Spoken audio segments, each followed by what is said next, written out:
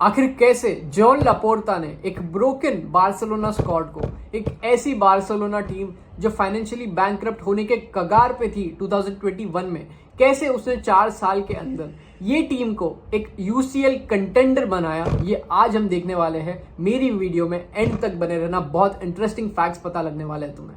कहानी जानने के लिए हमें सबसे पहले जाना होगा 2014 में, जब सबसे पहले सैकिंग होती है बार्सिलोना के प्रेसिडेंट की, and his name was Sandro Rosell. Barcelona president Sandro Rosell has presented his irrevocable resignation to the club's board of directors. Sandro Rosell को सैक किया जाता है because of the tax fraud allegations during the transfer of Neymar. And Bartomeu था कौन? Bartomeu was the right hand of Sandro Rosell, the previous president before Bartomeu. Bartomeu ने 3 साल Sandro Rosell के under काम किया एंड फाइनली उसको ये presidency की कुर्सी मिलती है बार्सिलोना के टीम की। The start of destruction. सबसे पहला बार्थोम्यू का स्कैंडल होता है नेमार वाले ट्रांसफर में। In Spain, prosecutors are seeking a 2-year prison sentence for the president of Barcelona's football club, Josep Maria Bartomeu, and 7 of his predecessors, including Sandro Rosell. According to the reports, बताया जाता है that सिर्फ 57 million पे किया गया था Neymar के transfer के लिए, एंड ये सारा पैसा क्लब्स को नहीं गया था। आधा पैसा इसमें से नेमार की एजेंसीज और नेमार के डैड को गया था, which was a tax fraud. Latin America में ये सारी चीजें बहुत कॉमन प्रैक्टिस हुई करती थी, जिसकी वजह से साउथ अमेरिकन प्लेयर्स के ट्रांसफर राइट्स बेच दिए जाते थे थर्ड पार्टी एजेंसीज को एंड थर्ड पार्टी एजेंट्स को। एंड इसी तरीके से नेमार को साइन किया गया था एंड सांटोस को ये सारा पूरा पैसा नहीं मिला था। Half of that money was distributed between the agencies and between the Neymar's dad. Bartomeu के टेन्योर का सबसे पहला साल, ये पहले साल में बार्थोम्यू ने कुछ अच्छी साइनिंग्स की, including Marc Andre ter Stegen, Luis Suarez, Ivan Rakitic and even Luis Enrique. Luis Enrique को लाकर इसने अपने क्लब की फिलॉसफी को स्ट्रॉन्ग बनाया। But the bad news is, इसके अलावा कोई अच्छी साइनिंग्स नहीं की जाती है पूरे बार्थोम्यू के टेन्योर में। 2014 में सबसे पहली फ्लॉप साइनिंग्स होती है थॉमस वर्मेलन, एक ऐसा आर्सेनल का सेंटर बैक जो एक इंजरी प्रोन प्लेयर था, फिर भी साइन किया गया था because of his lack of knowledge. दूसरी फ्लॉप साइनिंग होती है डॉगलस परेरा, जिसने सिर्फ 8 अपीयरेंसेस किए थे 2 सीजन्स में, and he didn't fit to the Barcelona system, loaned out repeatedly. फिर जेरेमी मैथ्यू को साइन किया जाता है 20 मिलियन में वेलेंसिया स्क्वाड से। ये बंदा 3 सीजन खेलता है बार्सिलोना की टीम में, but he still didn't fit to the Barcelona squad, जिसकी वजह से उसको बेच दिया जाता है ऑन अ फ्री ट्रांसफर। फिर साइन किया जाता है एलेक्स विदाल को 18 मिलियन में सेविया से। ये साइनिंग भी एक फेलियर होती है because the player did not fit to the Barcelona system. Sandro Rosell में लाख बुराइयां थी, बट एटलीस्ट उसने अच्छी साइनिंग्स की थी अपने टेन्योर में। वो भले से ही कमर्शियलाइजेशन का भूखा था, बट एटलीस्ट उसने फैब्रिगास पे ट्रस्ट किया, एटलीस्ट उसने मार्क बार्ट्रा को प्रमोट किया, एटलीस्ट उसने थियागो को प्रमोट किया। फिर आता है अपना 2014-15 वाला ट्रेबल ईयर। ये वही ईयर है जिसकी वजह से जोसेप मारिया बार्थोम्यू को कॉन्फिडेंट मिलता है अपने ही फैन से, because of the treble that the team won and because of the signing जो उसने अच्छी अच्छी की थी। ये वही साल था जहां पे MSN रूल कर रही थी यूरोप की टीम्स को। MSN was tearing apart the European teams. MSN was ruling the entire world, but this was not enough. This was the beginning of something very disasterful. Treble जीतने के बाद सबसे पहले साइनिंग होती है अर्दा तुरान की। ये वही प्लेयर है जो एटलेटिको मैड्रिड से बेच दिया जाता है एंड ट्रांसफर बैन के द्वारा 6 महीने तक ये बंदा नहीं खेलता है बार्सिलोना की टीम में। But unfortunately this turns out to be a failure. वापस से लोन किया जाता है तुर्की में। पेड्रो रॉड्रिगेज, एक ऐसा प्लेयर जिसकी बार्सिलोना के सक्सेस में बहुत बड़ा हाथ रहता है, उसको बेच दिया जाता है पीक ऑफ हिज करियर में to the Chelsea team. And the shocking fact is सिर्फ 27 मिलियन में बेचा जाता है। फिर आता है 2016, द डोमेस्टिक डबल वाला ईयर, जहां पे बार्सिलोना की टीम जीतती है La Liga as well as the Copa del Rey. Andre Gomes जैसा प्लेयर साइन किया जाता है बार्थोम्यू की मैनेजमेंट के थ्रू, एंड ये एक ऐसा प्लेयर रहता है जिसको वर्स्ट साइनिंग्स डिक्लेयर किया जाता है ला लीगा में। And the shocking fact is, इसको साइन किया जाता है for a whopping of 35 million plus 20 million add ons. Paco Alcacer को लाया जाता है 30 मिलियन में सुआरेज के बैकअप के थ्रू, बट होता यही है that he does not fit to the Barcelona system and वापस से बेच दिया जाता है डॉर्टमंड के स्क्वाड को for a very big loss. Lucas Digne को लाया जाता है PSG की स्क्वाड से, एक ऐसा प्लेयर जो फेल हो गया था अडॉप्ट करने में जॉर्डी अल्बा की पोजीशन, एंड वापस से इसको बेच दिया जाता है। Denis Suarez, a a failure signing. फिर the biggest shock of all, Dani Alves को बेच दिया जाता है on a free transfer. The greatest right back of Barcelona squad, एक ऐसे राइट बैक को बेच दिया जाता है to the Juventus squad. And ये वही यूवेंटस स्क्वाड थी जिसने बार्सिलोना को नॉकआउट किया था। ये वही डैनी एल्विस था जिसने बार्सिलोना को नॉकआउट किया था in the same season. Mistreat किया जाता है डैनी एल्विस को from the Bartomeu board. Barcelona defense में ब्लीड कर रही थी, बट बार्टोम्यू का मैनेजमेंट ये कभी समझ ही नहीं पाया। उन्होंने मिस्टेक्स पर मिस्टेक्स, डिपार्चर्स पर डिपार्चर्स स्प्लैश करते रहे money, but they never found a long term solution. Marc Bartra को बेच दिया जाता है 8 मिलियन में। एक ऐसा प्लेयर जो स्क्वाड डेप्थ में काम आ सकता था, उसको बेच दिया जाता है। बहुत सारे बार्सिलोना फैंस का ये मानना है दैट 2014 से लेकर 2020 तक बार्सिलोना का ला मासिया पीरियड बहुत ही डार्क पीरियड रहा था, बिकॉज ला मासिया ने टैलेंट्स प्रोड्यूस करना बंद कर दिए थे। बट असल में रियलिटी कुछ और होती है। क्रिस्टियन टेलो, एक अमेजिंग विंगर, उसको बेच दिया जाता है। मार्क बार्ट्रा, एक अमेजिंग स्क्वाड डेप्थ के लिए जो डिफेंडर था अपने पास, उसको बेच दिया जाता है। जेरार्ड ड्यूलोफू, एक वर्सटाइल विंगर, एक ऐसा प्लेयर जिसकी केमिस्ट्री भी अच्छी थी, उसको बेच दिया जाता है। And almost the most important of them all, Thiago Alcantara, एक ऐसा प्लेयर जो इनिएस्टा का रिप्लेसमेंट बन सकता था, बट इंस्टीड बायर्न को दिया गया वो प्लेयर। बार्टोम्यू के मैनेजमेंट ने कभी भी ला मासिया पे ट्रस्ट नहीं किया। एक ऐसी एकेडमी जिसने बहुत सारे टैलेंट्स प्रोड्यूस किए, उस पे कभी भी ट्रस्ट नहीं जताया। इंस्टेड बार्टोम्यू का मैनेजमेंट बिग ट्रांसफर्स करते गया एंड डेप्थ पाइल्ड अप होते गया। फिर आता है एक shocking period during the 2017 to 18 transfers. Neymar leaves the MSN trio. Neymar breaks off the MSN trio. 222 million का रिलीज क्लॉज पे किया जाता है पीएसजी की स्क्वाड से। ये साइनिंग सबसे इंपॉर्टेंट, सबसे एक्सपेंसिव साइनिंग बनती है पूरे फुटबॉल हिस्ट्री में। बाय द वे, ये साइनिंग्स को वापस से बॉटल कर दिया जाता है बार्टोम्यू के मैनेजमेंट से। 222 मिलियन रख के बार्टोम्यू का मैनेजमेंट ऐसा बुरा ब्लंडर्स करता है दैट पूरा ये जो मनी था ऑलमोस्ट लॉस में कन्वर्ट हो जाता है। ये ट्रांसफर पीएसजी के लिए वर्क नहीं किया, ये ट्रांसफर प्लेयर के लिए वर्क नहीं किया, ये ट्रांसफर इवन बार्सिलोना के लिए एडवांटेज वाला नहीं था, बिकॉज बार्सिलोना ने ये सारा पैसा उड़ा दिया था गलत ट्रांसफर्स में। नेमार के जाने के बाद ही बार्टोम्यू का मैनेजमेंट स्टार्ट करता है लेफ्ट विंग ऑप्शंस ढूंढना, एंड जो ऑप्शंस उनके पास होते हैं वो थे Dembele, Di Maria, Coutinho and even Kylian Mbappe. सबसे बड़ी मिस्टेक्स चालू होती है यहां से। डेम्बेले, एक ऐसा अनप्रूवन टैलेंट, एक ऐसा टैलेंट जो अभी तक बुंडेसलीगा में प्रॉपर्ली प्रूव भी नहीं हुआ था, उसको लिया जाता है 105 million for a whopping of 105 million from Dortmund. And Dortmund चालाकी से बार्टोम्यू के मैनेजमेंट को ये प्लेयर बेच देती है। ऑलमोस्ट सारी क्लब्स को पता लग चुका था दैट बार्सिलोना के पास ऑलरेडी बहुत सारा पैसा है and they can afford to lose money. They took advantage of this situation and Bartomeu के बोर्ड ने ये ट्रैप में वापस से फंस गया। डेम्बेले तो साइन किया जाता है 105 मिलियन में बोरुसिया डॉर्टमंड से, प्लस 50 मिलियन एड ऑन्स, वो सब दिया जाता है डॉर्टमंड की टीम को। बट ये कहानी वहां पर खत्म नहीं होती है। डॉर्टमंड के अलावा इवन लिवरपूल ने एडवांटेज उठाया एक ऐसी बार्सिलोना टीम का जिसके प्रेसिडेंट को अंदाजा भी नहीं था कि वो ट्रांसफर विंडो में क्या कर रहा है। डेम्बेले को खरीदने के बाद कुटिन्यो को लाया जाता है एक बार्सिलोना की टीम में टू रिप्लेस नेमार। 135 मिलियन का कॉस्ट पड़ता है कुटिन्यो जैसे प्लेयर का।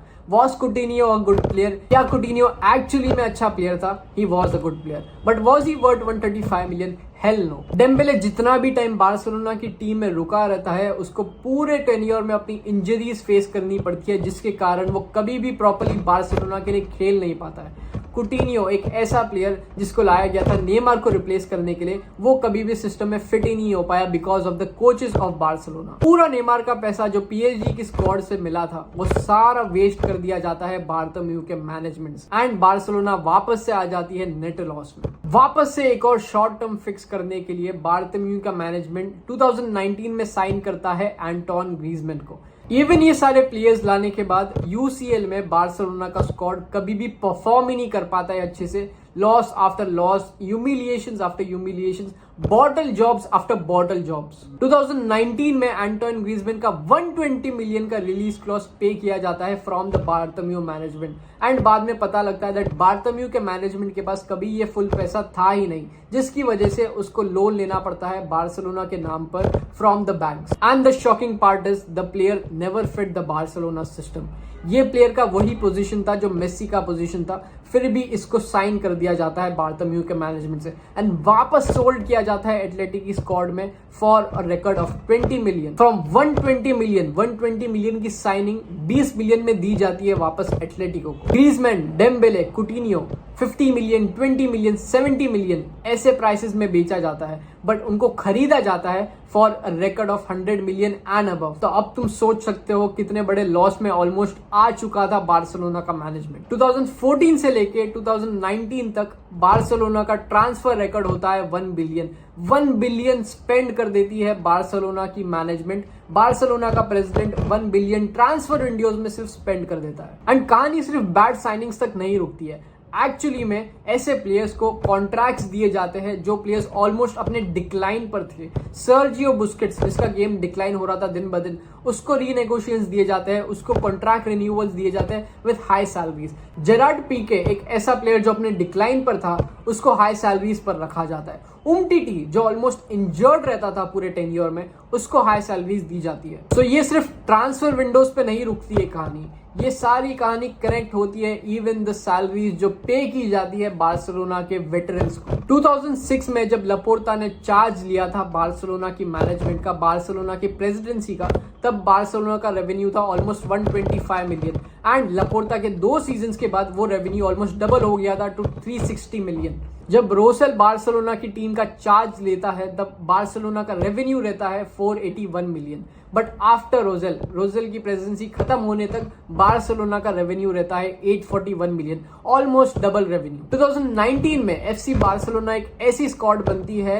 जिसने सरपास कर लिया था 1 बिलियन इन रेवेन्यूज. ये 1 बिलियन वाले रेवेन्यू के इल्यूजन के थ्रू बार्थोम्यू सबको फूल कर देता है, saying that we are financially very stable. Bartomeu के टेन्योर में वेल्वर्डे, अर्नेस्टो वेल्वर्डे को लाया जाता है, सेटियन को लाया जाता है, रोनाल्ड कोमेन को लाया जाता है, जिन्होंने एक बार भी यूसीएल में अच्छी परफॉर्मेंस नहीं दिखाई थी, but still these were considered good signings according to the Barcelona's management. फिर आता है the biggest shock in Barcelona's history, 2020 का वो कोविड लॉकडाउन, जिसकी वजह से बार्सिलोना लॉस में आ जाती है. मैच डे रेवेन्यूज बंद हो जाते हैं, ला लीगा शट डाउन हो जाता है, फाइनेंशियल रिस्ट्रेंट्स पड़ जाते हैं बार्सिलोना पर, 1 बिलियन का रेवेन्यू ड्रॉप हो जाता है to 850 million only. So in short 2020 में बार्सिलोना के पास कैश फ्लो बचता ही नहीं है.